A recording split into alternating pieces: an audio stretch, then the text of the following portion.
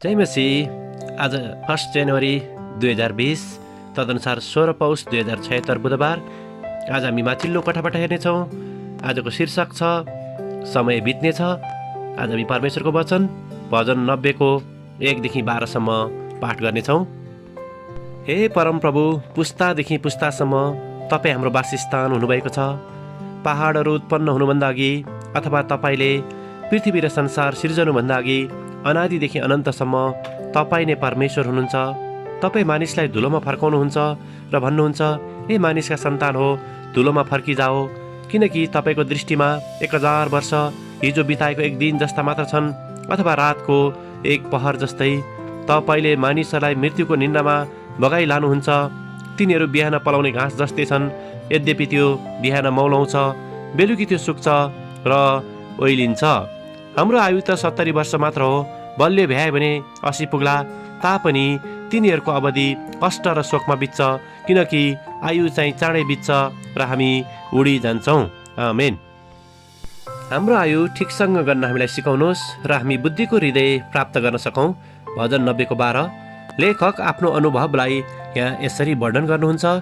नयाँ वर्षमा प्रवेश गर्नु अघि हरेक वर्षको डिसेम्बर 31 मा हाम्रो परिवारले भजन 90 पाठ गर्ने गरेका छौँ। उक्त क्षणलाई मैले बित्दै जाने यो समय मानिसहरूको क्षण भङ्गुरता र ती सँगैको मेरो आफ्नो जीवनको यात्राको बारेमा चिन्तन गर्ने अवसरको रूपमा लिएको छु। आजको पदमा भने जसरी जीवन बितिजाने कुरा हो भनेर चित्रण गरिएको कुरालाई पनि म मनन गर्दछु। त्यो बिहानै मौलाउँछ, बेलुकी त्यो सुक्छ र ओइलिन्छ। यी शब्दहरूले मलाई आफ्नो व्यक्तिगत सांसारिक जीवनका सूचीहरूको बारेमा विचार गर्न आह्वान गर्दछ, जसमध्ये सायद धेरै जसो बितिसकेर अब केही मात्र अघि आउन बाँकी छन्। जीवनलाई पछाडि फर्केर हेर्दा मैले परमेश्वरको अनुग्रहलाई धेरैचोटि देखेको छु। उहाँको सृष्टिको सुन्दरता, विज्ञानमा भएका प्रगतिहरू, सहज रूपमा उपलब्ध हुने बाइबल, ठुलो परिवारमा हुने खुसी र मायाको न्यानोपन, असल स्वास्थ्य, सङ्गीत र कला, खेलकुद र विशेष गरी क्रिस्चियनहरूको जीवित समुदायको सदस्य हुने अवसर आदि आदि। जीवनको भविष्यको बारेमा विचार गर्ने हो भने आफ्नो जीवनले मृत्युलाई झेल्ने कुराले कहिलेकाहीँ मलाई दुखित तुल्याउँदछ, जुनसुकै बेला पनि आउन सक्दछ। तर केही बेर पश्चात म पुनः आनन्दित हुँदछु, किनकि म निश्चिन्त छु कि परमेश्वरले यो जीवनभन्दा बाहिर पनि मेरो निम्ति एउटा असल योजना राख्नुभएको छ, जुन परमेश्वरको ज्योतिमा बिताइने एउटा अनन्तको जीवन हो। आमेन।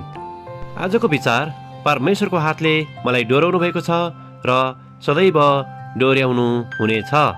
प्रार्थना।